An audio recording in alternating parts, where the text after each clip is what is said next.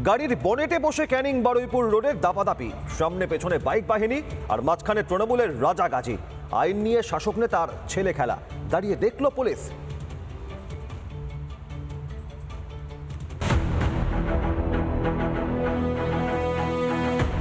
ছবিটা ভালো করে দেখুন তো। তৃণমূল নেতা স্টান্টবাজি দেখে কিছু মনে পড়ছে কি? ঠিক ধরেছেন, এই একইভাবে গাড়ির বনেটে বসে আতিশয্য করতে দেখা যায় সন্দেশখালী শেখ শাহজাহানকে। শাহজাহানের পথেই এবার বাসন্তীর তৃণমূল নেতা রাজা গাজী।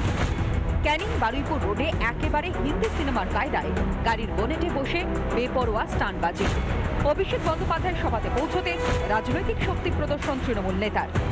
তার গাড়ির চারপাশে অগণিত বাইক বাহিনী, আইনকে বুড়ো আঙুল দেখালেও নীরব দর্শক পুলিশ।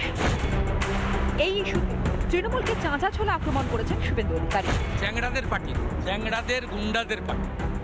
এখানে একটা 6 ফুটের ওদের ছাপ্পা মারা এমএলএ আছে, সিএ কে এনআরসি বলে জিতেছে, একটা সিটও জিতবে না। 19 সালে সিএ কে এনআরসি বলেছে, আবার এবারে এসআইআর কে এনআরসি বলে চালাতে চেয়েছিল। কোনো মুসলমানরা, শিক্ষিত মুসলমান ওদের ফাঁদে পা দেয়, ওই জন্য এবারে কোনো ঘটনা ঘটে। আচ্ছা, রাজ্যে কি তৃণমূল নেতাদের জন্য আলাদা আইন রয়েছে? রবীন্দ্রনাথ ঠাকুরের বাংলা, ঈশ্বরচন্দ্র বিদ্যাসাগরের বাংলা, বঙ্কিমচন্দ্রের বাংলা, আজকে সেই বাংলায় আজকে অভিষেক বন্দ্যোপাধ্যায়ের বাংলায় বলে তাকে এইভাবে বরণ করে, আর এই ধরনের সন্ত্রাসবাদীরা, এই ধরনের গুন্ডারা এইভাবে তাকে ওয়েলকাম করে নিয়ে যাচ্ছে।